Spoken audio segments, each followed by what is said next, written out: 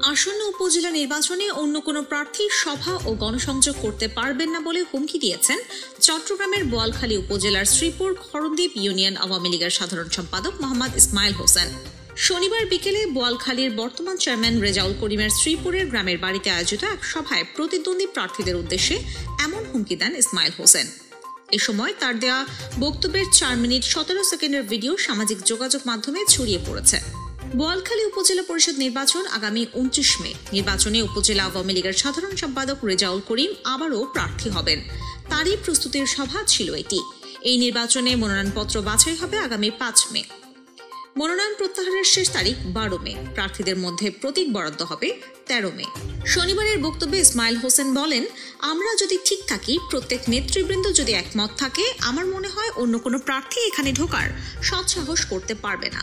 গণসংযোগ করতে আসতে পারবেন না, মিটিং তো দূরের কথা, যেন কোনোভাবে তাদের উঠান বৈঠক বা সমাবেশ করতে স্থান না দেই। সভায় উপস্থিত ছিলেন রেজাউল করিম, শ্রীপুর খরণদ্বীপ ইউনিয়ন আওয়ামী লীগের সভাপতি রতন চৌধুরী, ইউনিয়ন পরিষদের চেয়ারম্যান মোহাম্মদ মোকাররম ও আওয়ামী লীগ নেতা জমির উদ্দিনের নাম উল্লেখ করে ইসমাইল বলেন, সিদ্ধান্ত আমি দেব না, ওনারাই নেবেন। নির্বাচনটা কেমন হবে, অন্য প্রার্থীরা এখানে সমাবেশ করতে পারবেন কিনা। শনিবারে ওই বক্তব্যের বিষয়ে ইসমাইল হোসেন এক সংবাদ মাধ্যমকে বলেন, আমার বক্তব্য অতিরঞ্জিত করে প্রচার করা হচ্ছে। আমি বলেছি আওয়ামী লীগের সবাই এক থাকলেই বিজয় সুনিশ্চিত, অন্য কাউকে ঢুকতে না দেওয়ার কথা বলিনি। কিভাবে ভিডিও করা হয়েছে জানি না। এ বিষয়ে নির্বাচনের সহকারী রিটার্নিং কর্মকর্তা ও উপজেলা নির্বাচন কর্মকর্তা মোহাম্মদ মইনুল হক বলেন, প্রতীক বরাদ্দের আগে কোনো প্রকার নির্বাচনী সভা সমাবেশ করা যাবে না।